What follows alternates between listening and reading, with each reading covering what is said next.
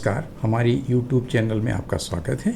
इन दिनों हम भारतीय मुस्लिमों पर संकट की घड़ी एवं इससे निजात पाने के उपाय शीर्षक से प्रकाशाधीन पुस्तक की पुस्तक समीक्षा पर एक वीडियो सीरीज प्रसारित कर रहे हैं।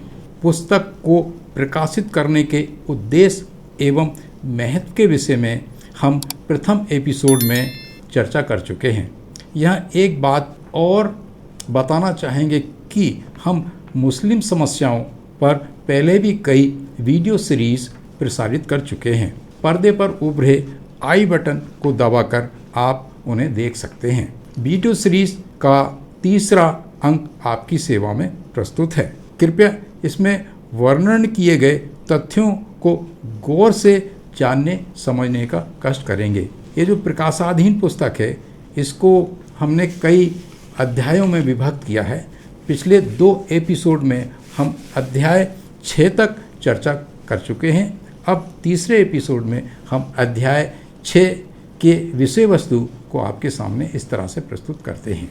भारतीय मुस्लिम बुद्धिजीवियों एवं माओ से तुंग का विरोधाभास का सिद्धांत। इस अध्याय में हम इन बातों का जिक्र कर रहे हैं कि हालांकि भारत में मुस्लिम बुद्धिजीवियों की राजनीतिक एवं सभी प्रकार की बहुत बड़ी संख्या है। वे सारे संसार में विख्यात भी हैं। बुद्धिजीवियों की खुद की विश्वविख्यात विशाल यूनिवर्सिटीज़ भी हैं, अनुसंधान संस्थान भी हैं, लेकिन सभी बुद्धिजीवी भारत में आम मुस्लिमों की समस्याओं को हल करना तो दूर, उनके मूल कारणों को जानने पहचानने में असफल रहे हैं।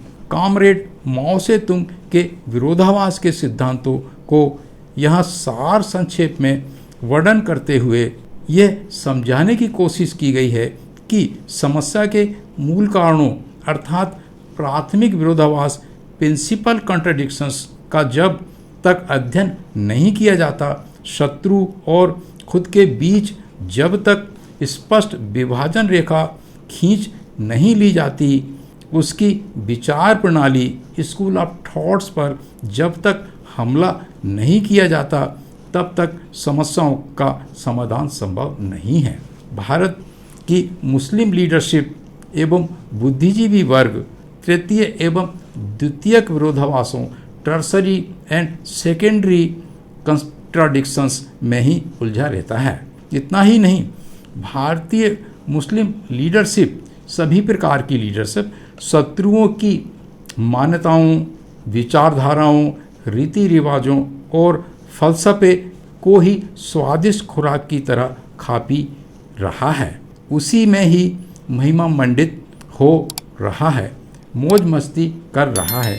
कुछ मुस्लिम तो शत्रु के ही माउथ पीस बनकर क्षणिक लाभ, नेम एंड फेम के लिए आधारभूत पवित्र पौराणिक दर्शन व मान्यताओं को ही दूषित करते हुए उनका संस्कृतिकरण, संस्कृताइजेशन करने में जुटे हुए हैं। तकनीकी भाषा में इसे इस्लाम का ब्राह्मणीकरण तथा बोलचाल की भाषा में भगवाकरण कहते हैं।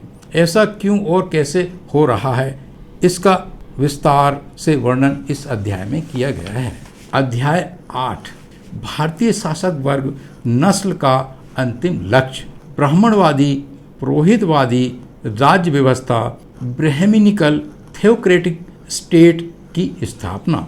इस अध्याय में यह समझाने की कोशिश की गई है कि भारत में सही मायनों में ना तो कोई राजनीतिक पार्टी है, ना सत्ता पार्टी है और ना ही कोई विरोधी पार्टी है। दरअसल भारत में शासक वर्ग है जो एक नस्ल भी बनाता है। इस उच्च जातीय शासक वर्ग नस्ल ने अपने आप को ऊपरी सतही तौर पर कृत्रिम रूप से विभाजित करके अनेक नामों समाजवाद, माओवाद, साम्यवाद, वामपंथ, दामपंथ, राष्ट्रीय विकासवाद के मुखौटों को ढककर रख लिया है।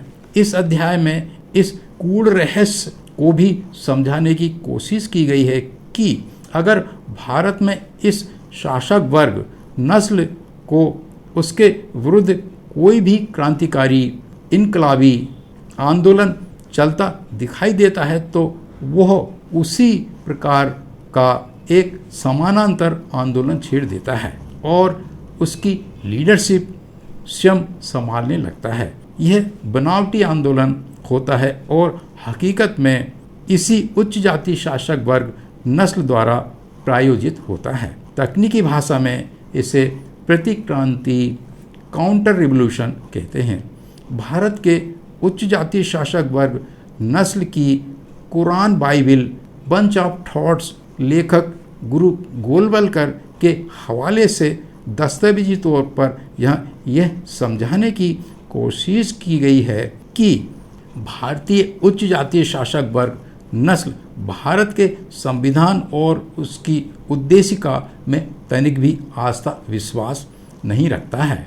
वो इन्हें अपना कर ऐसा कोई कार्य नहीं कर सकता जिस डाल पर बैठा है उसी को काटने और अपने ही पैरों पर कुल्हाड़ी मारने जैसा हो।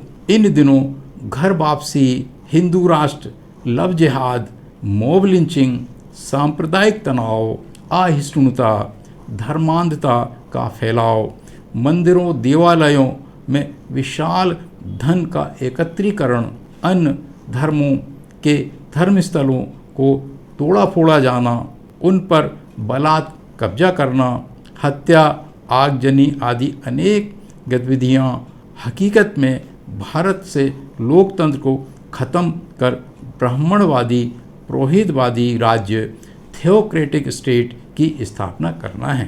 प्रिय साथियों, इस प्रकार हमारा इस वीडियो सीरीज़ का तीसरा एपिसोड यहाँ समाप्त होता है। अगर आपको ऐसा लगता है कि हम आपकी सेवा में कुछ मौलिक बातों को प्रस्तुत कर रहे हैं और आपके ज्ञान में वृद्धि कर रहे हैं तो कृपया हमारी इस चैनल को सब्सक्राइब करने, वीडियो शेयर करने और लाइक करने का कष्ट करें।